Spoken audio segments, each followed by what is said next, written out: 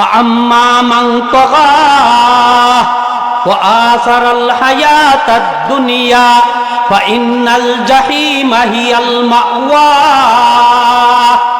আল্লাহ রব্বুল আলামিন বলেন, যারা নিজের মন গড়া জিন্দেগি পরিচালনা করবে, মনে যেভাবে চায় সেভাবে যদি সে ব্যক্তি চলাফেরা করে, ফাইন্নাল জাহিমা হিয়াল মাওয়া, তাদের ঠিকানা হবে জাহান্নাম। মন গড়া জিন্দেগি পরিচালনা করলে তাদের ঠিকানা হবে কোথায়? জাহান্নাম। ওয়া আম্মা মান খাফা মাকাম রাব্বিহি ওয়া নাহান নাফসা আনিল হাওয়া ফাইন্নাল জান্নাতা হিয়াল মাওয়া।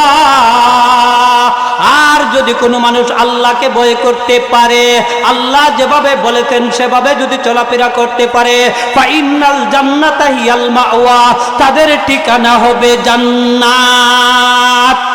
তাদের ঠিকানা হবে কোথায়? জান্নাত। জান্নাত হইল 8টা আর জাহান্নাম হইল 7টা। জান্নাতের মধ্যে এক জান্নাতের নাম হলো জান্নাতুল ফিরদাউস। আল্লাহ রাব্বুল আলামিন বলেন, উলাইকা হুমুল ওয়ারিসুন আল্লাযীনা ইয়ারিসুনাল ফিরদাউস হুম ফিহা খালিদুন। হে দুনিয়ার বান্দা এবং বান্দিরা, ও আমার প্রাণের বাবারা, ও আমার প্রাণের ভাইয়েরা, যদি তোমরা আল্লাহকে ভয় করতে পারো, ওয়ারাসাতান সূত্রে আল্লাহ রব্বুল আলামিন তোমাদেরকে জান্নাত দান করবেন, যেই জান্নাতের মধ্যে আল্লাহ রব্বুল আলামিন এমন কিছু নিয়ামত রেখে দিয়েছেন। রাসূল হাদিসের মধ্যে উল্লেখ করেছেন, আদাতু লিইবাদিয়াস সালিহিন মা লা আইনুন রাআত ওয়ালা উযুনুন সামিআত ওয়ালা খাতারা আলা কলবি বাশার। জান্নাতের মধ্যে আল্লাহ রাব্বুল আলামিন এমন কিছু নিয়ামত রেখে দিয়েছেন, দুনিয়ার কোনো মানুষ তার চর্ম চক্ষু দ্বারা দেখতে পারে নাই, দুনিয়ার কোনো মানুষ তার কর্ণ দ্বারা শুনতেও পারে নাই, দুনিয়ার কোনো মানুষ তার অন্তর দ্বারা কল্পনাও করতে পারে না। এমন কিছু জিনিস আল্লাহ জান্নাতের মধ্যে রেখেছেন, কিন্তু শর্ত কি? আল্লাহকে ভয় করতে হবে, যাকে শরীয়তের ভাষায় তাকওয়া বলা হয়। যাকে শরীয়তের ভাষায় কি বলা হয়? তাকওয়া বলা হয়। তাকওয়ার আরেক অর্থ হলো সমস্ত গুনাহ থেকে যে ব্যক্তি বেঁচে থাকতে পারবে এবং আল্লাহ রসুলের তরিকা মতো তার রাষ্ট্রীয় জীবন থেকে নিয়ে ব্যক্তিগত জীবন পরিচালনা করতে পারে, সেটাই হলো সবচাইতে বড় তাকওয়া। আর যার যত তাকওয়া থাকবে আল্লাহর কাছে সে তত বড় দামি হবে। বলেন না সুবহানাল্লাহ। তাও আমার কথা নয়, আল্লাহ পাক রব্বুল আলামিন সূরা হুজরাতের এক আয়াতের মধ্যে উল্লেখ করেন, ইন্না আকরামাকুম ইনদাল্লাহি আতকাকুম। আল্লাহ রব্বুল আলামিন বলেন, যার যত তাকওয়া থাকবে আল্লাহর কাছে তাদের মর্যাদা তত বেশি হবে। যার যত তাকওয়া থাকবে আল্লাহর কাছে তার মর্যাদা বেশি হবে। হযরতে বেলাল রাদিয়াল্লাহু তাআলা আনহুকে আল্লাহ রাসূল সাল্লাল্লাহু আলাইহি ওয়াসাল্লাম যখন নাকি মসজিদে নববীর মুয়াজ্জিন নির্ধারণ করেছিলেন, বেলাল রাদিয়াল্লাহু তাআলা আনহু শিন শব্দটা উচ্চারণ করতে পারতেন না, আশহাদু আল্লা ইলাহা ইল্লাল্লাহ বলতে পারতেন না, তিনি বলতেন আশহাদু। শিন বলতেন, শিন বলতে পারতেন না। হঠাৎ করে সাহাবায়ে কেরামের মধ্যে কিছু সংখ্যক লোকেরা আল্লাহ রসুলকে পরামর্শ দিল, ইয়া রাসূলুল্লাহ, ইয়া হাবিবাল্লাহ, বেলাল যেই রকম ভাবে আযান দেয় সেই আযান তত সুন্দর হয় না, অতএব আপনি বেলালকে মুয়াজ্জিন থেকে অপসারণ করে দেন, মুয়াজ্জিন থেকে বদলাইয়া দেন, তার পরিবর্তে সুললিত কণ্ঠের অধিকারী একজন মুয়াজ্জিন নির্ধারিত করে দেন।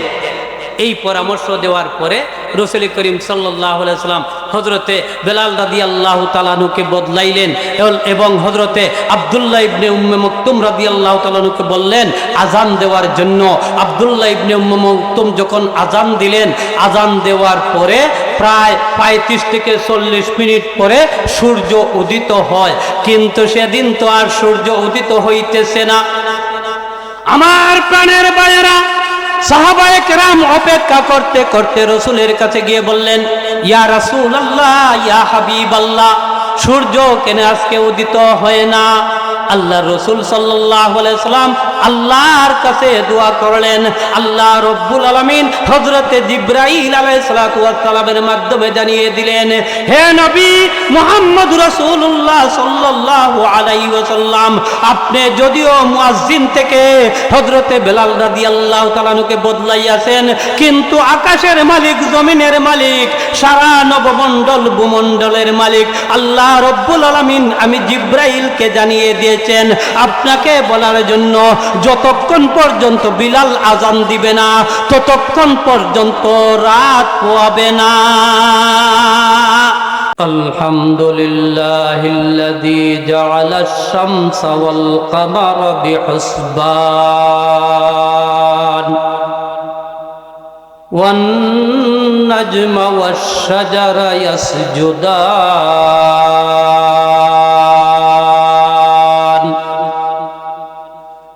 وفضل زمانا على زمان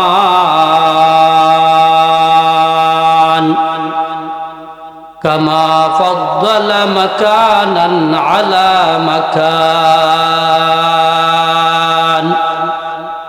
وإنسانا على إنسان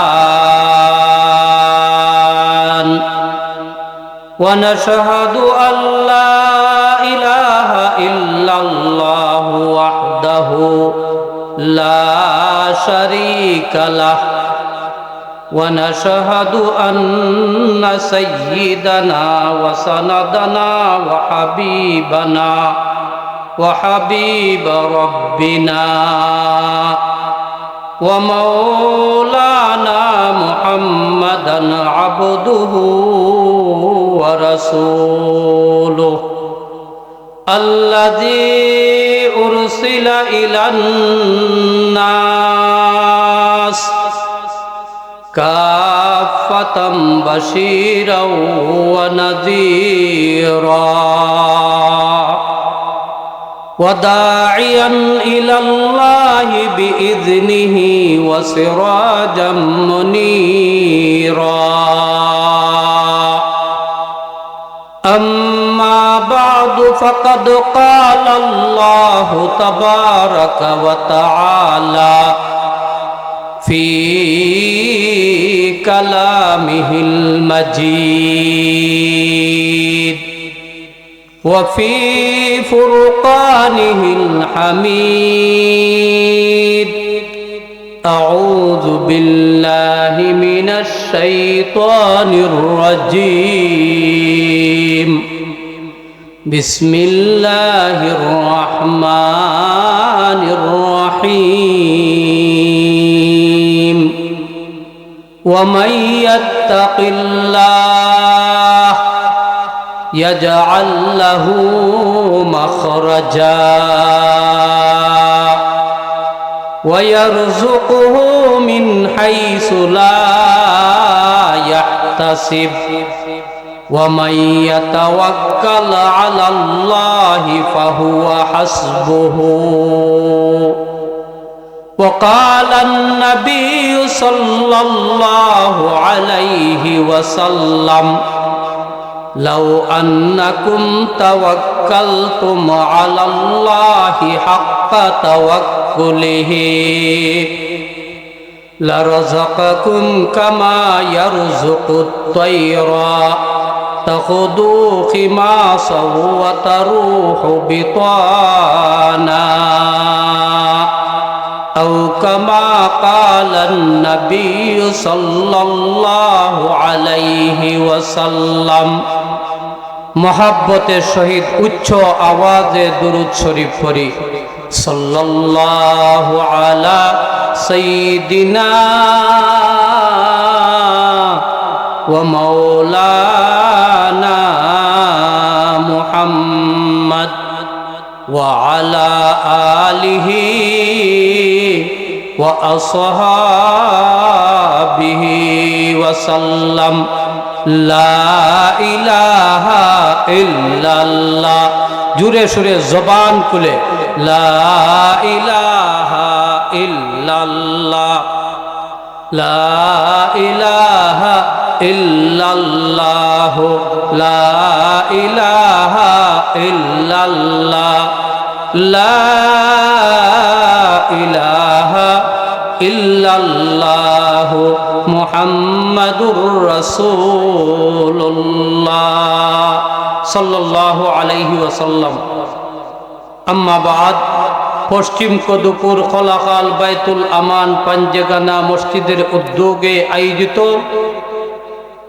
আজকের এই ওয়াজ ও দোয়া মাহফিলের অত্যন্ত শ্রদ্ধাভাজন সভাপতি উস্তাদুন আল মুকাররম ওয়াল মুআজ্জম হযরত মাওলানা ইব্রাহিম সাহেব দামাত বরকাতুহুম, হযরত মাওলানা সালেহ আহমদ সাহেব কদুপুরি, হযরত মাওলানা মুখলিসুর রহমান সাহেব সাদকপুর, বিশেষ করে উপস্থিত রয়েছেন অত্যন্ত দক্ষ পরিচালক আমার অত্যন্ত স্নেহের ছোট ভাই জুবায়ের আহমদ শামীম।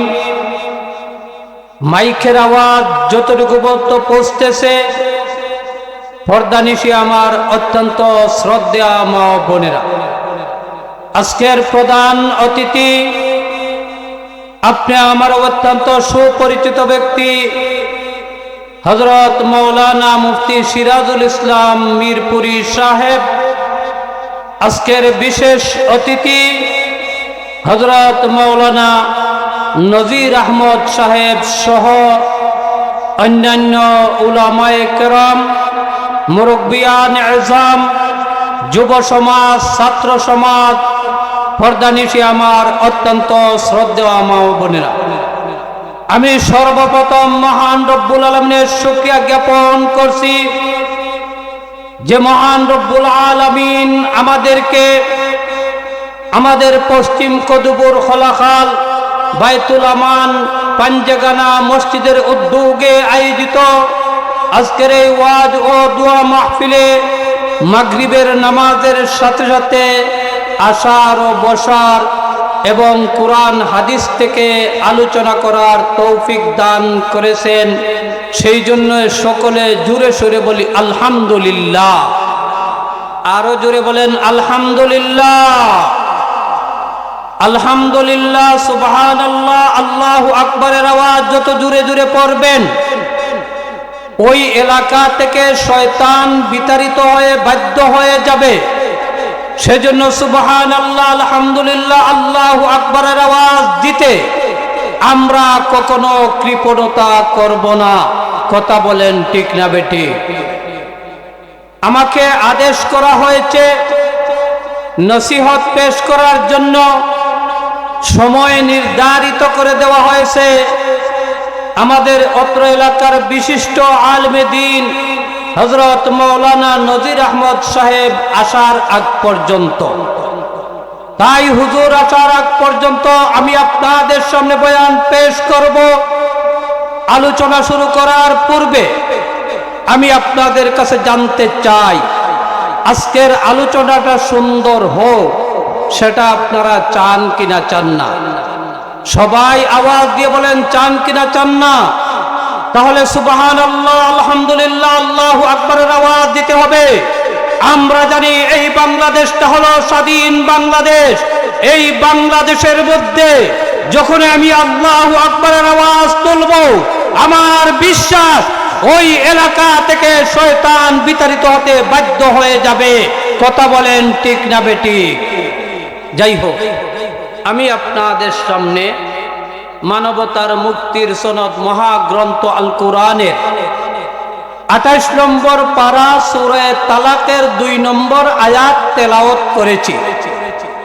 মহানবী মুহাম্মদুর রাসূলুল্লাহ সাল্লাল্লাহু আলাইহি ওয়াসাল্লামের অসংখ্য অগণিত হাদিস থেকে ছোট্ট একটি হাদিস পাঠ করেছি।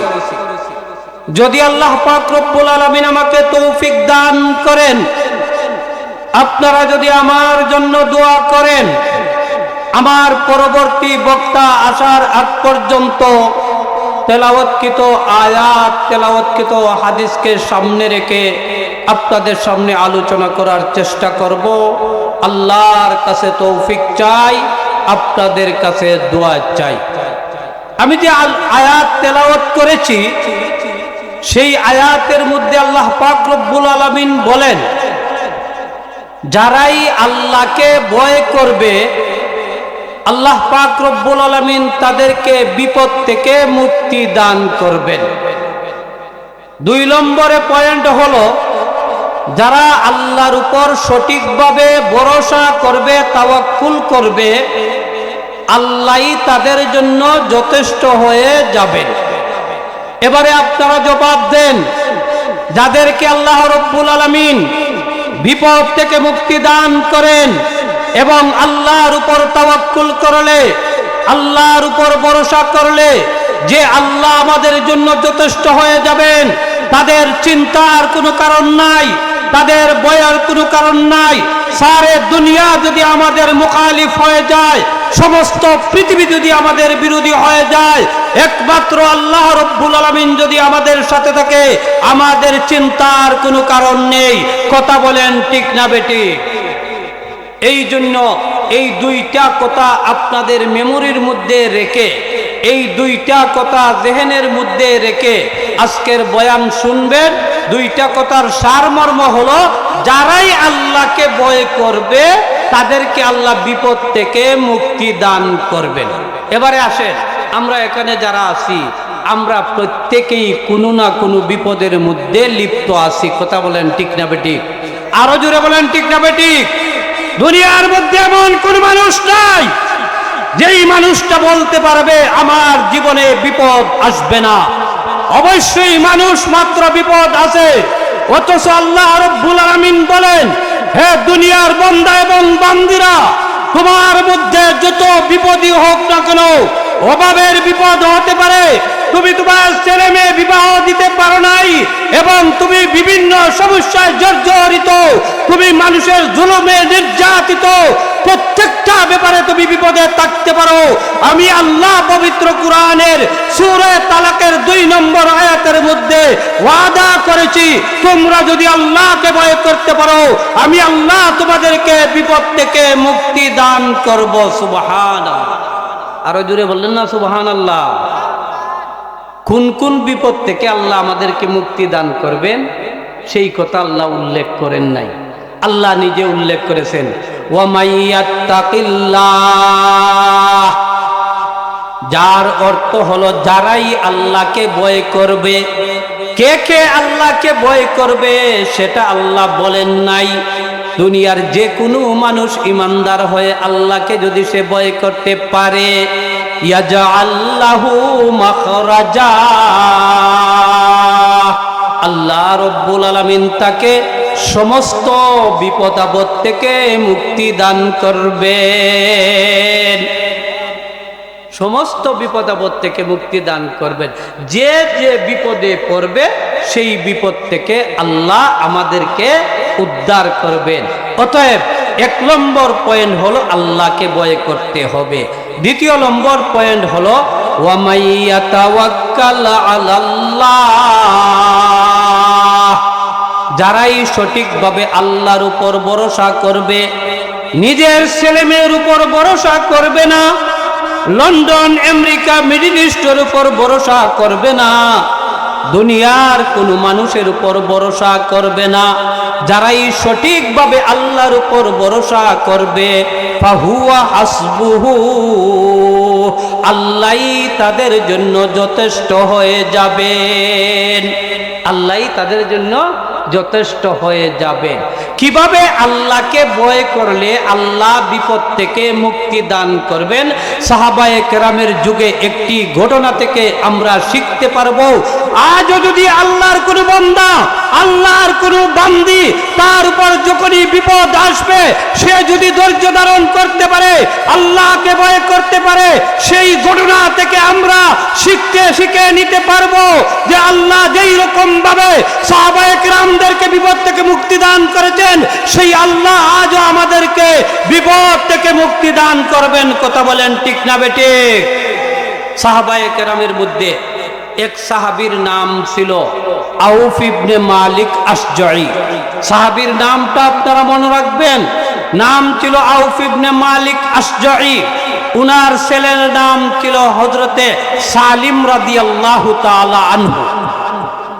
হঠাৎ করে একদিন বেঈমান কাফিররা জুলুম নির্যাতন করে অন্যায়ভাবে তাদেরকে তাদের জেলখানার মধ্যে বন্দী করে রেখে দিয়েছে। এর অর্থ হলো হযরতে সালিম রাদিয়াল্লাহু তাআলা আনহুকে অন্যায়ভাবে জুলুম নির্যাতন করে তাদের বন্দিশালার মধ্যে বন্দী করে রেখে দিয়েছে।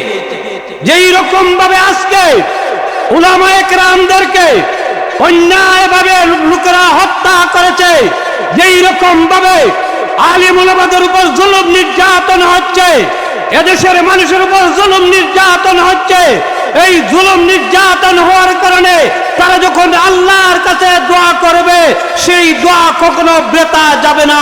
আল্লাহ পাক রব্বুল আলামিন সাথে সাথে তাদের দোয়া কবুল করে নেবেন। কথা বলেন ঠিক না বেঠিক? আরো জোরে বলেন ঠিক না বেঠিক? তিন গ্রুপ মানুষের দোয়া আল্লাহর কাছে কবুল হয়ে যায়, এতে কোনো সন্দেহ নাই। এটাও আমার কথা নয়, রাসূল এক হাদিসের মধ্যে উল্লেখ করেছেন, সালাসু দাওয়াতিন মুস্তাজাবাতিন লা শাক্কা ফীহি আন্না দাওয়াতাল মাজলুম ওয়া দাওয়াতাল মুসাফির ওয়া দাওয়াতুল ওয়ালিদ আলা ওয়ালাদিহি। রাসূল বলেছেন তিন গ্রুপ মানুষের দোয়া আল্লাহর কাছে কবুল হয়ে যায়, তার মধ্যে কোনো সন্দেহর অবকাশ নেই। এক নম্বরে হলো মজলুম যখন আল্লাহর কাছে দোয়া করে সেই দোয়াটা আল্লাহ রব্বুল আলামিন কবুল করে নেন, তার মধ্যে কোনো সন্দেহ নেই। মজলুম যখন দোয়া করবে এই দোয়া আল্লাহ কবুল করেন, তার মধ্যে কোনো সন্দেহ নাই। তাহলে সেই সাহাবী হযরতে আউফ ইবনে মালিক আশজাঈর ছেলে হযরতে সালিম রাদিয়াল্লাহু তাআলা আনহুকে বেঈমান কাফিররা জুলুম নির্যাতন করেছিল। সেই জুলুম নির্যাতন করার কারণে উনার বাবা আউফ ইবনে মালিক আশজাঈ রাদিয়াল্লাহু তাআলা আনহু তিনি আল্লাহর রাসূলের কাছে গিয়ে বললেন, ইয়া রাসূলুল্লাহ, ইয়া হাবিবাল্লাহ, আমার ছেলে সালিমকে বেঈমান কাফিররা অন্যায়ভাবে জুলুম নির্যাতন করে তারা তাদের বন্দিশালার মধ্যে বন্দী করে রেখে দিয়েছে। এমন বিপদ থেকে আমার ছেলেকে আমি কিভাবে উদ্ধার করাতে পারি? আজকে যদি আপনার ছেলেরে কোনো মানুষে অন্যায়ভাবে জুলুম নির্যাতন করে জেলের মধ্যে বন্দী হয়, আপনি এই হবিগঞ্জের বড় বড় লিডারদের কাছে যাবেন, বড় বড় আইনজীবীর কাছে যাবেন, আপনার ছেলেকে কিভাবে জেলখানা থেকে মুক্তি দেওয়া যায়। করবেন না করবেন না এমনটা? অবশ্যই করব, মানুষের স্বভাব হলো এটা। এই জন্য হযরতে সালিম রাদিয়াল্লাহু তাআলা আনহুর বাবা আউফ ইবনে আশজাঈ রাদিয়াল্লাহু তাআলা আনহু আল্লাহর রাসূলের কাছে গিয়ে বললেন, ইয়া রাসূলুল্লাহ, ইয়া হাবিবাল্লাহ, আমার ছেলে সালিমকে বেঈমান কাফেররা তারা তাদের বন্দিশালার মধ্যে অন্যায়ভাবে তারা বন্দী করে রেখে দিয়েছে। এমন বিপদ থেকে আমি কিভাবে উদ্ধার হতে পারি? আমার ছেলে জেলখানা থেকে কিভাবে বাহির হতে পারে পদ্ধতি আপনি আমাকে বাতিয়ে দিন। আল্লাহ রাসূল সাল্লাল্লাহু আলাইহি ওয়াসাল্লাম বলে দিলেন, তুমি বেশি বেশি পড়বে লা হাওলা ওয়ালা কুওয়াতা ইল্লা বিল্লাহ। আপনারাও আমার সাথে পড়েন, লা হাওলা ওয়ালা কুওয়াতা ইল্লা বিল্লাহ। এই লা হাওলা ওয়ালা কুওয়াতা ইল্লা বিল্লাহ এই কলিমাটা বেশি বেশি করে পড়বে, দেখবে আল্লাহ রব্বুল আলামিন তোমার ছেলের বিপদ থেকে মুক্তির ব্যবস্থা করে দিবে। আরো জোরে বলেন না সুবহানাল্লাহ। তোমার ছেলের মুক্তির ব্যবস্থা করে দিবে। সালিম রাদিয়াল্লাহু তাআলা আনহুর বাবা আউফ ইবনে আশজাঈ রাদিয়াল্লাহু তাআলা আনহু তিনি পড়তে লাগলেন। আসিয়া বাড়িতে আসার পরে উনার ওয়াইফ উনার স্ত্রীকেও বললেন, তুমিও বেশি বেশি করে পড়ো। তিনি পরামর্শ দিলেন, যাও আপনি জেলখানার মধ্যে গিয়া আমাদের ছেলেকেও বলো এই কলিমাটা বেশি বেশি করে পড়তে, কারণ রাসূল যে কথা বলেছেন সে কথা কোনোদিন মিথ্যা হতে পারে না। আল্লাহ যে কথা বলেছেন সে কথা কোনোদিন মিথ্যা হতে পারে না। জেলখানার গেটের মধ্যে যাওয়ার পরে সালিম রাদিয়াল্লাহু তাআলা আনহুকে সম্বোধন করে তার বাবা আউফ ইবনে আশজাঈ রাদিয়াল্লাহু তাআলা আনহু বলেন, ও আমার কলিজার টুকরা সালিম, আল্লাহর রাসূল আমাদেরকে শিখিয়ে দিয়েছেন বেশি বেশি করে পড়তে হবে লা হাওলা ওয়ালা কুওয়াতা ইল্লা বিল্লাহ। এই কলিমাটা বেশি বেশি করে পড়তে হবে। হঠাৎ করে দেখা যায় একদিন সালিম রাদিয়াল্লাহু তাআলা আনহু রাত্রে অন্ধকারে, আপনারা মনে করে নেন 2টা অথবা 3টার সময়, দুনিয়ার সমস্ত মানুষ যখন ঘুমের ঘরে, আল্লাহর রহমতের দরওয়াজা যখন খোলা, ঠিক সেই মুহূর্তে সালিম রাদিয়াল্লাহু তাআলা আনহু দরওয়াজার মধ্যে কটকটাইতেছেন, আব্বা আম্মা বলে আহ্বান করতেছেন। উনার বাবা হযরতে আউফ ইবনে মালিক আশজাঈ রাদিয়াল্লাহু তাআলা আনহু দরজা খুলিয়া সাথে সাথে উনার আদরের কলিজার টুকরা সালিম রাদিয়াল্লাহু তাআলা আনহুকে বুকের সাথে জড়িয়ে ধরলেন, বলেন সুবহানাল্লাহ। বুকের সাথে জড়িয়ে দইরা কইলা যে তুমি আমার ছেলে, আমি তোমার বাবা। এই বেঈমান কাফেররা জুলুম কইরা তোমারে জেলখানার মধ্যে বন্দী করে রেখেছে, সেখান থেকে তুমি কিভাবে মুক্তি পেলে? আল্লাহর নবীর সাহাবী হযরতে সালিম রাদিয়াল্লাহু তাআলা আনহু বলেন, ও আমার আব্বাজান, আপনি যে গেটের মধ্যে গিয়ে বলেছিলেন লা হাওলা ওয়ালা কুওয়াতা ইল্লা বিল্লাহ পড়ার জন্য, সেদিন থেকে আমি 100 বার নয় 200 বার নয় 24 ঘন্টার ভিতরে যত সময় আমি সময় পেয়েছি আমি এই কলিমা তেলাওয়াত করেছি, যার কারণে হে আমার আব্বাজান শুধুমাত্র আমি মুক্তি পাই নাই, ওই দেখেন আমার সাথে 100 উট এবং 100 ছাগল আমার সঙ্গে করে নিয়ে এসেছি। আরো জোরে বলেন সুবহানাল্লাহ। উটের একটা অভ্যাস আছে, যদি আপনি টান দেন একটারে আরো করে করে যতটা আছে সবটার সাথে সাথে এসে যায়। হে আমার আব্বাজান, আমি মুক্তি পাওয়ার সাথে সাথে উট এবং ছাগল আমার সঙ্গে করে নিয়ে এসেছি। এই সমস্ত উট এবং ছাগল আমার জন্য, আপনার জন্য, রসুলের জন্য, সমস্ত সাহাবায়ে কেরামের জন্য হালাল হবে কিনা সে ব্যাপারে আপনি রসুলের কাছে গিয়া জিজ্ঞাসা করেন। রসুলের কাছে গিয়া জিজ্ঞাসা করেন।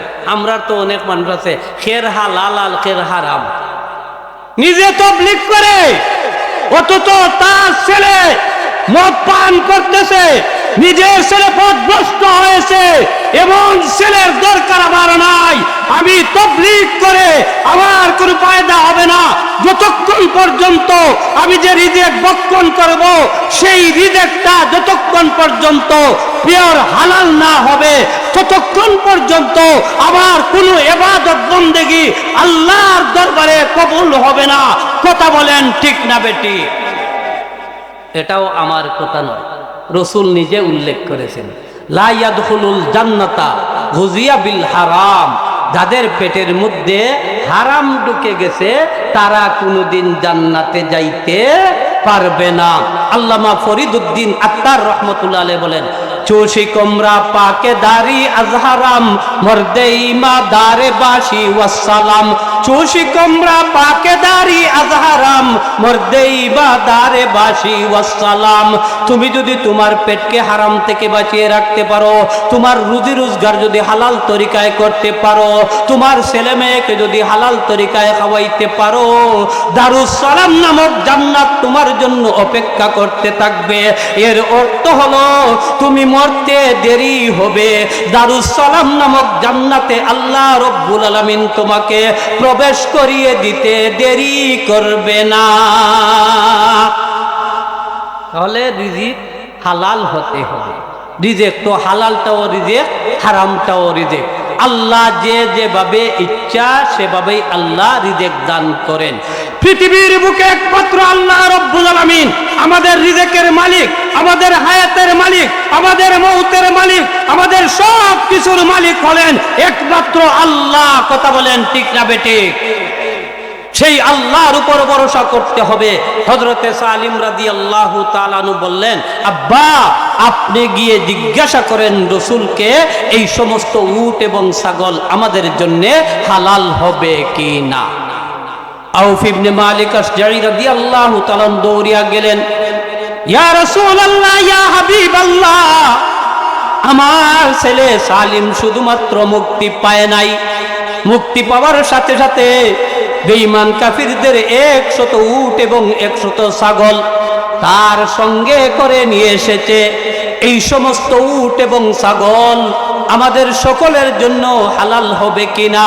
তখন রাসূল বলেছিলেন, ও আমার সাহাবী আউফ ইবনে মালিক আশজারী, তুমি কি জানো না আল্লাহ রাব্বুল আলামিন সূরা তালাকের 2 নম্বর আয়াতের মধ্যে উল্লেখ করেছেন, 28 নম্বর পারা 2 নম্বর 28 নম্বর পারা সূরা তালাকের 2 নম্বর আয়াতের মধ্যে উল্লেখ করেছেন, ওয়া মাইয়াত্তাকিল্লাহ, যারাই আল্লাহকে ভয় করবে, ইয়াজআল লাহু মাখরাজা, আল্লাহ রাব্বুল আলামিন তাদেরকে বিপদ থেকে মুক্তি দান করবেন। তুমি কি জানো না আল্লাহ বলেছেন যারাই আল্লাহকে ভয় করবে আল্লাহ পাক রব্বুল আলামিন তাদেরকে বিপদ থেকে মুক্তি দান করবেন। তুমি আল্লাহকে ভয় করেছো, তোমার ছেলে সালিম আল্লাহকে ভয় করেছে, যার কারণে আল্লাহ রব্বুল আলামিন তোমাদের রিজেকের ব্যবস্থা করে দিয়েছেন, তোমাদের মুক্তির ব্যবস্থা করে দিয়েছেন। তোমার ছেলে সালিমকে আল্লাহ রব্বুল আলামিন কুদরতিভাবে মুক্তির ব্যবস্থা করে দিয়েছেন। কথা বলেন ঠিক না বেটি? ওয়ায়ারযুকুহু মিন হাইসু লা ইয়াহতাসিব, এমন কিছু জায়গা থেকে আল্লাহ রাব্বুল আলামিন রিজেকের ব্যবস্থা করে দিয়েছেন লা ইয়াহতাসিব, যে কল্পনাও করতে পারবে না আল্লাহ কোথায় থেকে রিজেক দান করেছেন। তোমার ছেলে সালিম শুধুমাত্র মুক্তি পাবে সেটাও নিজে ভাবতে পারে নাই, আল্লাহ রাব্বুল আলামিন কুদরতিভাবে মুক্তি পাওয়ার সাথে সাথে রিজেকের ব্যবস্থা করে দিয়েছেন। অতএব তোমার জন্য, আমার জন্য, সমস্ত সাহাবায়ে কেরামের জন্য এই উট এবং বকরির গোশত খাওয়া হালাল হয়ে গেছে। আরো জোরে বলেন না সুবহানাল্লাহ। এই উটের গোশত এবং বকরির গোশত খাওয়া হালাল আল্লাহ ব্যবস্থা করে দিয়েছেন আল্লাহকে ভয় করার কারণে।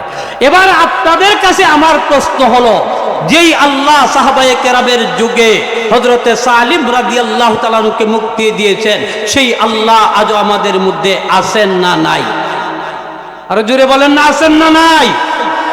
কিন্তু এমন মানুষ আছে তারা বলে দেয়ার ইজ নো গড, আল্লাহ বলতে কিছুই নাই, এই দুনিয়াটা প্রাকৃতিক ভাবে হয়ে গেছে।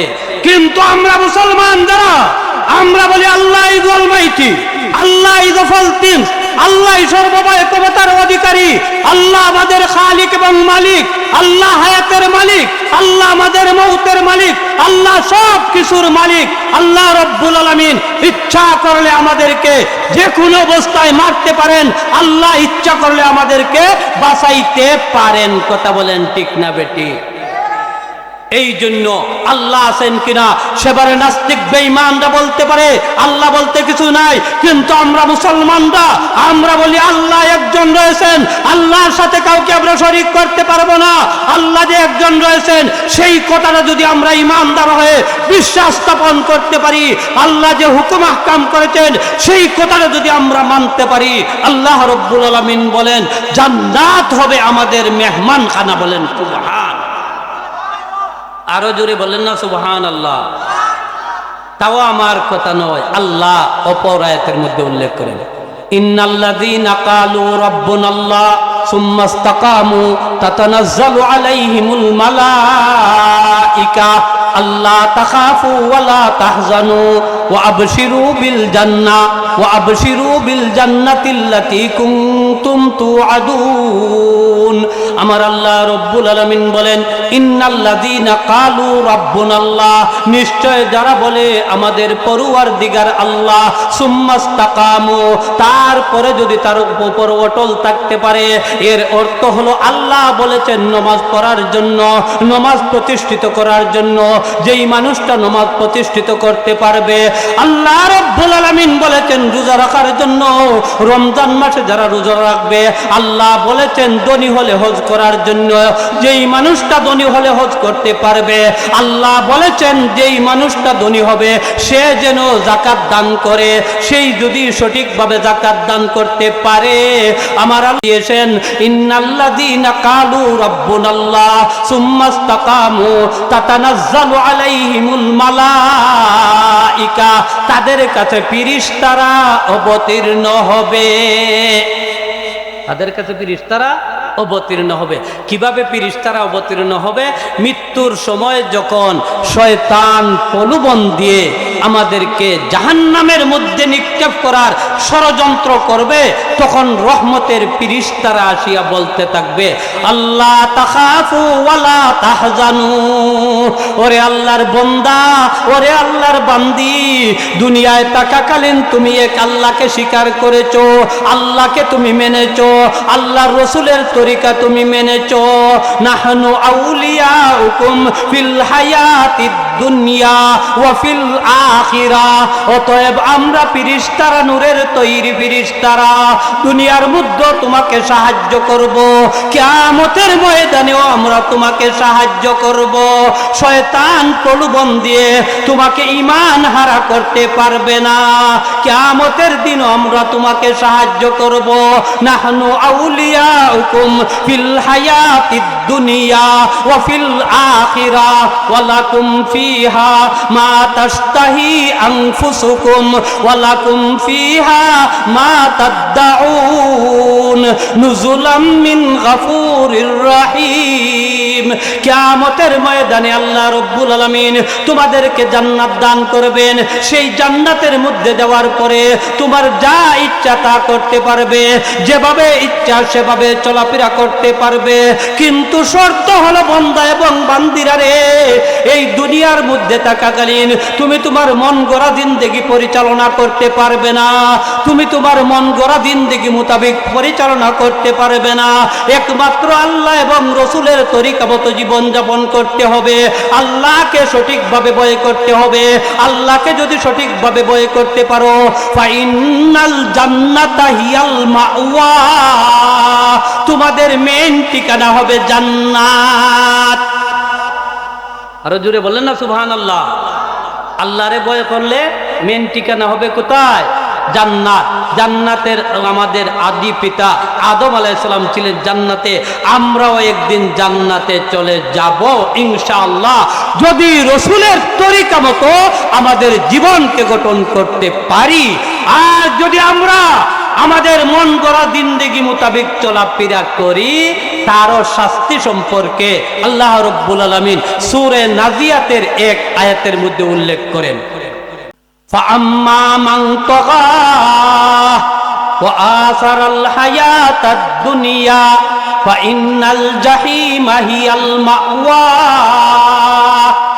আল্লাহ রাব্বুল আলামিন বলেন, যারা নিজের মন গড়া জিন্দেগি পরিচালনা করবে, মনে যেভাবে চায় সেভাবে যদি সে ব্যক্তি চলাফেরা করে, ফাইন্নাল জাহিমা হিয়াল মাওয়া, তাদের ঠিকানা হবে জাহান্নাম। মন গড়া জিন্দেগি পরিচালনা করলে তাদের ঠিকানা হবে কোথায়? জাহান্নাম। ওয়া আম্মা মান খাফা মাকামা রাব্বিহি ওয়া নাহান নাফসা আনিল হাওয়া ফাইন্নাল জান্নাতা হিয়াল মাওয়া। আর যদি কোনো মানুষ আল্লাহকে ভয় করতে পারে, আল্লাহ যেভাবে বলেছেন সেভাবে যদি চলাফেরা করতে পারে, ফাইন্নাল জান্নাতা হিয়াল মাওয়া, তাদের ঠিকানা হবে জান্নাত। তাদের ঠিকানা হবে কোথায়? জান্নাত। জান্নাত হইল 8টা, আর জাহান্নাম হইল 60টা। জান্নাতের মধ্যে এক জান্নাতের নাম হলো জান্নাতুল ফিরদাউস। আল্লাহ রাব্বুল আলামিন বলেন, উলাইকা হুমুল ওয়ারিসুন আল্লাযীনা ইয়ারিসুনাল ফিরদাউস হুম ফিহা খালিদুন।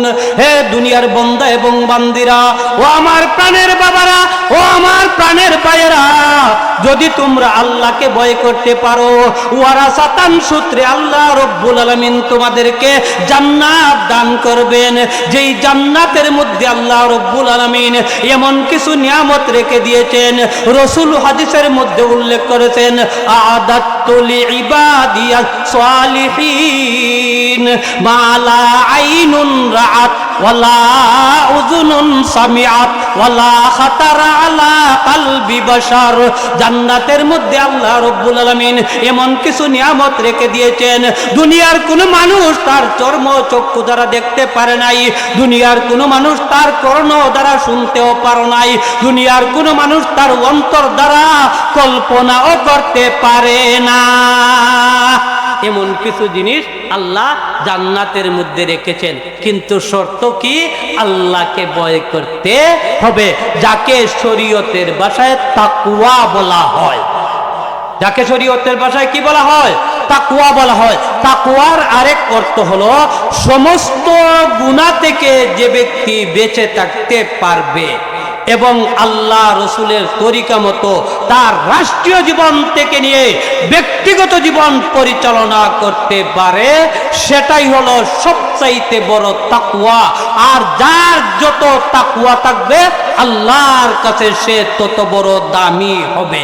বলেন না সুবহানাল্লাহ। তাও আমার কথা নয়, আল্লাহ পাক রব্বুল আলামিন সূরা হুজরাতের এক আয়াতের মধ্যে উল্লেখ করেন, ইন্না আকরামাকুম ইনদাল্লাহি আতকাকুম। আল্লাহ রব্বুল আলামিন বলেন, যার যত তাকওয়া থাকবে আল্লাহর কাছে তাদের মর্যাদা তত বেশি হবে। যার যত তাকওয়া থাকবে আল্লাহর কাছে তার মর্যাদা বেশি হবে। হযরতে বেলাল রাদিয়াল্লাহু তাআলা আনহুকে আল্লাহ রাসূল সাল্লাল্লাহু আলাইহি ওয়াসাল্লাম যখন নাকি মসজিদে নববীর মুয়াজ্জিন নির্ধারণ করেছিলেন, বেলাল রাদিয়াল্লাহু তাআলা আনহু শিন শব্দটা উচ্চারণ করতে পারতেন না, আশহাদু আল্লাহ ইলাহা ইল্লাল্লাহ বলতে পারতেন না, তিনি বলতেন আশহাদু। শিন বলতেন, শিন বলতে পারতেন না। হঠাৎ করে সাহাবায়ে কেরামের মধ্যে কিছু সংখ্যক লোকেরা আল্লাহ রসুলকে পরামর্শ দিল, ইয়া রাসূলুল্লাহ, ইয়া হাবিবাল্লাহ, বেলাল যেই রকম ভাবে আযান দেয় সেই আযান তত সুন্দর হয় না, অতএব আপনি বেলালকে মুয়াজ্জিন থেকে অপসারণ করে দেন, মুয়াজ্জিন থেকে বদলাইয়া দেন, তার পরিবর্তে সুললিত কণ্ঠের অধিকারী একজন মুয়াজ্জিন নির্ধারিত করে দেন। এই পরামর্শ দেওয়ার পরে রাসূল করিম সাল্লাল্লাহু আলাইহি ওয়াসাল্লাম হযরতে বেলাল রাদিয়াল্লাহু তাআলা আনহুকে বদলাইলেন এবং হযরতে আব্দুল্লাহ ইবনে উম্মে মাকতুম রাদিয়াল্লাহু তাআলা আনহুকে বললেন আযান দেওয়ার জন্য। আব্দুল্লাহ ইবনে উম্মে মাকতুম যখন আযান দিলেন, আযান দেওয়ার পরে প্রায় 35 থেকে 40 মিনিট পরে সূর্য উদিত হয়, কিন্তু সেদিন তো আর সূর্য উদিত হইতেছে না। আমার প্রাণের ভাইয়েরা, সাহাবায়ে কেরাম অপেক্ষা করতে করতে রসুলের কাছে গিয়ে বললেন, ইয়া রাসূলুল্লাহ, ইয়া হাবিবাল্লাহ, সূর্য কেন আজকে উদিত হয় না? আল্লাহ রসুল সাল্লাল্লাহু আলাইহি সাল্লাম আল্লাহর কাছে দোয়া করলেন। আল্লাহ রব্বুল আলামিন হযরতে জিবরাইল আলাইহিস সালাতু ওয়াস সালামের মাধ্যমে জানিয়ে দিলেন, হে নবী মুহাম্মদ রাসূলুল্লাহ সাল্লাল্লাহু আলাইহি ওয়াসাল্লাম, আপনি যদিও মুয়াজ্জিন থেকে হযরতে বেলাল রাদিয়াল্লাহু তাআলা আনহুকে বদলাইয়াছেন, কিন্তু আকাশের মালিক, জমিনের মালিক, সারা নবমণ্ডল ভূমণ্ডলের মালিক আল্লাহ রব্বুল আলামিন আমি জিবরাইলকে জানিয়ে দিয়েছেন আপনাকে বলার জন্য, যতক্ষণ পর্যন্ত বিলাল আযান দিবে না ততক্ষণ পর্যন্ত রাত পোয়াবে না। বিলালের যদি আযান না দেন রাত পাইতো না। কেনে? বিলালের তাকওয়া ছিল আল্লাহর কাছে বেশি। হযরতে বেলাল রাদিয়াল্লাহু তাআলা আনহুকে সম্পর্কে বলা হয়, আল্লাহর রাসূল যখন মেরাজের মধ্যে গিয়েছেন, আজকে মেরাজের মাস চলতেছে, মেরাজের মাস শেষ হয়ে গেছে, আজকে শাবান মাসের 1 তারিখ। আজ থেকে 2 মাস আগ থেকে রাসূল আমাদেরকে শিক্ষা দিয়েছেন, সাহাবায়ে কেরামদেরকে এই রকম ভাবে সাথে নিয়ে বলেছেন, ও আমার সাহাবায়ে কেরাম, ইজা দাখালা রজব ক্বালা আল্লাহুম্মা বারিক লানা ফি রজব ওয়া শাবান ওয়া বাল্লিগনা রমাদান। সাহাবায়ে কেরামদেরকে শিক্ষা দিয়েছেন, ও আমার সাহাবায়ে কেরাম, তোমরা যখন রজব মাস প্রবেশ হবে এই দোয়া পড়তে হবে। আমি আজকের এই মাহফিল থেকে আপনাদেরকেও বলবো, আপনারাও অনুগ্রহপূর্বক এই দোয়াটা মুখস্থ করে নেবেন। দোয়ার অর্থ হলো আল্লাহুম্মা বারিক লানা ফি রজব ওয়া শাবান, হে আল্লাহ আমাদেরকে বরকত দান করুন রজব এবং শাবান মাসে, ওয়া বাল্লিগনা রমাদান, এবং রমজান পর্যন্ত আমাদেরকে হায়াত দান করুন। সুবহানাল্লাহ। পারবেন তো এই দোয়াটা মুখস্থ করতে? আজকে যদি এই ওয়াজ থেকে এই দোয়াটা আপনারা মুখস্থ কইরা যান, মনে করবা আপনারা আজকের ওয়াজটা সার্থক হয়ে যাবে। অনেক মানুষ রমজানের আগে মারা যায়, আপনি যদি এই দোয়া পড়েন আল্লাহ হয়তো আপনার হায়াতের মধ্যে বরকত দান করবেন। আর রমজান মাস এমন একটি মাস, রমজান মাস হচ্ছে গুনাহ পাপের মাস, রমজান মাস হচ্ছে রহমতের মাস, রমজান মাস হচ্ছে আগুন থেকে মুক্তি দেওয়ার মাস, দুজক থেকে মুক্তি হওয়ার মাস। কথা বলেন ঠিক না বেটি? এই জন্য এই দোয়াটা বেশি বেশি পড়বেন। যাদের তাকওয়া বেশি তারা তত বেশি পড়তে পারবে। এই জন্যই আল্লাহ রাব্বুল আলামিন অপর আয়াতের মধ্যে উল্লেখ করেন, হুদাল্লিল মুত্তাকিন, মুত্তাকিনদের জন্য হলো কোরআনটা পথ প্রদর্শক। এই কোরআন আমাদের সামনে, এই কোরআনটা হলো মুত্তাকিদের জন্য পথ প্রদর্শক। যারা আল্লাহর কথা মানবে, যার যত তাকওয়া বেশি থাকবে, তাদের জন্য আল্লাহ পাক রব্বুল আলামিন এই কোরআনকে পথ প্রদর্শক হিসাবে রেখে দিয়েছেন। আজকে কোরআনকে পৃথিবী থেকে উৎখাত করার ষড়যন্ত্র চলেছে। যেই কোরআন নাকি আপনাদের পশ্চিম কদুপুর খোলাকাল বাইতুল আমান পাঞ্জেগানা জামে মসজিদের মধ্যে পড়া হয়, কতপুর মিসবাহুল উলুম মাদ্রাসার মধ্যে পড়া হয়, কতপুর ইমদাদুল উলুম মাদ্রাসার মধ্যে পড়া হয়। এই রকম ভাবে বাংলাদেশের হাজারো মাদ্রাসার মধ্যে কোরআন হাদিস শিক্ষা দেওয়া হয়। সেই কোরআন হাদিস দ্বারা বেশি বেশি করে শিক্ষা গ্রহণ করতে পারবে। আল্লাহর রাসূল বলেন, খায়রুকুম মান তাআল্লামাল কুরআন ওয়া আল্লামাহু, তোমাদের মধ্যে সেই ব্যক্তি হবে উত্তম যে নিজে কোরআন পড়ে এবং অন্যদেরকে কোরআন শিক্ষা দান করে। নিজে যদি কোরআন শিখো এবং অন্যদেরকে শিক্ষা দান করো, সেই হবে তোমাদের মধ্যে সবচাইতে উত্তম। কোরআন শিক্ষার তৌফিক আল্লাহ কাদেরকে দিবেন? যাদের তাকওয়া বেশি থাকবে। আল্লাহ পাক রব্বুল আলামিন অপর আয়াতের মধ্যে উল্লেখ করেন, ইয়া আইয়ুহাল্লাযীনা আমানুত্তাকুল্লাহ হাক্কা তুকাতিহি ওয়া লা তামুতুন্না ইল্লা ওয়া আনতুম মুসলিমুন। আমার আল্লাহ রব্বুল আলামিন বলেন, হে ঈমানদারগণ, ইত্তাকুল্লাহ, আল্লাহকে ভয় করো, হাক্কা তুকাতিহি, যতক্ষণ ভয় করার প্রয়োজন, যতটুকু ভয় করার প্রয়োজন, ওয়া লা তামুতুন্না ইল্লা ওয়া আনতুম মুসলিমুন, তুমি মুসলমান না হয়ে তুমি মৃত্যুবরণ করবে না। মুসলমান না হয়ে মৃত্যুবরণ করবে না। শুধুমাত্র আমি নামে মুসলমান, তাদেরকে মুসলমান বলা যায় না, তাদেরকে সত্যকারের মুসলিম বলা যায় না। সত্যকারের মুসলিম তারাই যারা নাকি আল্লাহ এবং রসুলের কথা পরিপূর্ণভাবে মানে।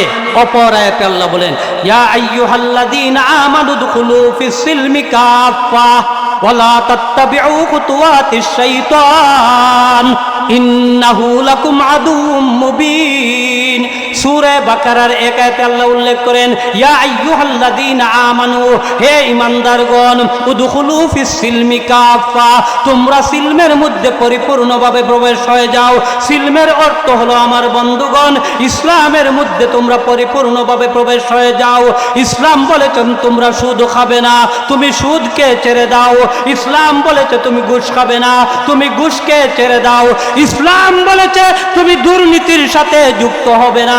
তুমি যখন দুর্নীতি ছেড়ে দিবে, আমার আল্লাহ রব্বুল আলামিন বলেন উদখুলু ফিস সিলমি কাফা, পরিপূর্ণভাবে তুমি ইসলামের মধ্যে প্রবেশ করো। ওয়ালা তাত্তাবিউ খুতুওয়াতিশ শাইতান, শয়তানের ইত্তেবা করবে না, শয়তানের অনুসরণ করবে না। ইন্নাহু লাকুম আদুউম মুবিন, কারণ হলো শয়তান আমাদের প্রকাশ্য দুশমন। শয়তান আমাদের কিতা? সবাই আওয়াজ দিয়ে বলেন, শয়তান আমাদের প্রকাশ্যে দুশমন। কিন্তু আমাদের মধ্যে এমনও মানুষ রয়েছে, মানুষ রূপী শয়তান রয়েছে, কাজ করবে শয়তানি আর নিজেকে নিজে নাম দিবে আমি একজন হক্কানি মুসলমান। না না না, কখনো হতে পারে না। হক্কানি মুসলমান হতে হলে আল্লাহ এবং রসুলের তরিকা মতো তুমি তোমার জীবনকে গঠন করতে হবে। যতক্ষণ পর্যন্ত আল্লাহ রসুলের তরিকা মতো তুমি তোমার জীবনকে গঠন করবে না, তুমি যতই দাবি করো তুমি মুসলমান হয়ে গেছো, আসলে কিন্তু তুমি মানুষই হতে পারো না। বহুত বড় কথা, আসলে কিন্তু তুমি সত্যকারের মানুষই হতে পারো না। এর দ্বারা বোঝা যায় মানুষ হলো দুই প্রকার। মানুষ কয় প্রকার? এক প্রকারের মানুষকে বলা হয় জন্মগত মানুষ, দ্বিতীয় প্রকারের মানুষকে বলা হয় গুণগত মানুষ। শুধু মানুষের ঘরে জন্ম নিলে মানুষ হওয়া যায় না। কুরআন হাদিসের জ্ঞান যাদের অন্তরের মধ্যে থাকবে, কুরআন হাদিসের জ্ঞান যাদের মধ্যে থাকবে, তারাই হবে সত্যকারের মানুষ। যাদের অন্তরের মধ্যে যত বেশি আল্লাহর ভয় ভীতি থাকবে, তারাই হবে সত্যকারের মানুষ। আপনি যদি ওয়াজ নসিহত করেন লোক দেখানোর জন্য, জানিয়ে রাখবেন কাল কিয়ামতের ময়দানে আল্লাহর রাসূল সাল্লাল্লাহু আলাইহি ওয়াসাল্লাম বলেছেন এই সমস্ত বক্তাদের জিহ্বাকে কর্তন করা হবে। যারা মানুষকে দেখানোর জন্য ওয়াজ নসিহত করে, একমাত্র উদ্দেশ্য থাকতে হবে আল্লাহ এবং তার রাসূলকে রাজি এবং খুশি করা। কথা বলেন ঠিক না বেটি? আল্লাহ এবং রসুলকে রাজি এবং খুশি যারা করবে, তাদের চিন্তার কোনো কারণ নাই, তাদের ভয়ের কোনো কারণ নাই। তাদের সম্পর্কে আল্লাহ বলেন ওয়ামাইয়াত্তাকিল্লাহ, যারাই আল্লাহকে ভয় করবে, ইয়াজআল লাহু মাখরাজা, আল্লাহ রব্বুল আলামিন সমস্ত বিপদাপদ থেকে তাদেরকে মুক্তি দান করবেন। তুমি যদি তোমার ছেলে মেয়ে বিবাহ দিতে পারো না, বিবাহ দেওয়ার ব্যবস্থা হয়ে যাবে। তোমার যদি অভাবন্টন থাকে, অভাবন্টন দূর করার ব্যবস্থা হয়ে যাবে। তুমি যদি বেশি বেশি করে পড়তে পারো লা হাওলা ওয়ালা কুওয়াতা ইল্লা বিল্লাহ, রাসূল বলেন সেই কলিমাটা পড়ার কারণে 100টা হাজত থেকে, 100টা প্রয়োজন থেকে আল্লাহ রব্বুল আলামিন প্রয়োজনগুলা মিটানোর ব্যবস্থা করে দিবেন। এর মধ্যে 30টা হলো দুনিয়ার মধ্যে, 70টা হলো আখিরাতের মধ্যে।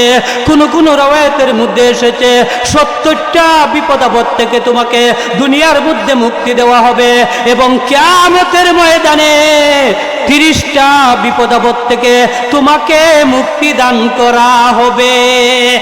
কিন্তু শর্ত কি? লা হাওলা ওয়ালা কুওয়াতা ইল্লা বিল্লাহ পড়বে আর আল্লাহকে ভয় করবে। এতটুকু ওয়াজি আপনাদের জন্য যথেষ্ট। যে কোনো কাজ করতে যদি মনে করেন যে ফেরেশতারা আমার কাজটা লিখতেছে, আল্লাহ পাক রব্বুল আলামিন আমার কাজটা দেখতেছেন, এই দুইটা কথা যদি কোনো মানুষ স্মরণ রাখতে পারে, সে তার জন্য ওয়াজ যথেষ্ট হয়ে যাবে, তার জন্য আল্লাহকে ভয় করতে পারবে। এবারে আসেন, আমি যে কথা বলেছিলাম যে তুমি মানুষই হতে পারো না, তাহলে মানুষ হলো দুই প্রকার। এক প্রকারের মানুষ জন্মগত মানুষ, দ্বিতীয় প্রকারের মানুষ হলো গুণগত মানুষ। একটা ঘটনা থেকে আমরা অনুধাবন করতে পারবো কিভাবে আমরা সঠিকভাবে মানুষ হতে পারি নাই আর কিভাবে আমরা সঠিকভাবে মানুষ হতে পারবো। এই ঘটনাটি হলো আজ থেকে 800 বছর আগে একজন পীর সাহেব ছিলেন। পীর সাহেব ছিলেন খুব আল্লাহওয়ালা, খুব ধার্মিক, খুব তাকওয়াওয়ালা। পীর সাহেবের মুরিদ ছিল। পীর সাহেবের কাছে একাধারে 12 বছর মুরিদ হয়েছে। কত বছর? 12 বছরে আমরা স্বাভাবিকভাবে বুঝি এক যুগ পর্যন্ত পীর সাহেবের খেদমত করছে। হঠাৎ করে একদিন বলতেছে, পীর সাহেব আপনি আমারে খেলাফতি দিলেন, আমিও যাতে মানুষে কিছু মুরিদ করতে পারি। পীর সাহেব উঠটা কইলা, তুমি তো এখনো মানুষ হতে পারো নাই বাবা, এই জন্য তোমাকে আমি খেলাফতি দিতে পারবো না। ওই ব্যক্তি ডাক দিয়ে বলতেছে, একাধারে 12টা বৎসর পর্যন্ত আপনার সহবতে আমি ছিলাম, আপনি যেভাবে বলেছেন সেইভাবে আমি চলাফেরা করেছি, এখনো আমি মানুষ হতে পারি নাই। কেন আমি মানুষ হতে পারি নাই? আপনি আমাকে দেখিয়ে দিতে হবে আমি কেন মানুষ হলাম না। পীর সাহেব বলেন, ঠিক আছে, আমি তোমার একটা পরীক্ষা করবো, এই পরীক্ষার মধ্যে যদি তুমি পাস করিলাও আমি তোমার খেলাফতি দিলেই না। ওই ব্যক্তি মুরিদ বলছে, ঠিক আছে আপনি পরীক্ষা করেন। পীর সাহেব বলেন, আমি রোজাদার, আমার জন্য বাজার থেকে খেজুর নিয়ে আসো, একটা শর্ত। 2 নম্বর শর্ত হলো মানুষের দোকান থেকে খেজুর নিয়ে আসতে হবে এবং ইফতারের আগে আগে আসতে হবে।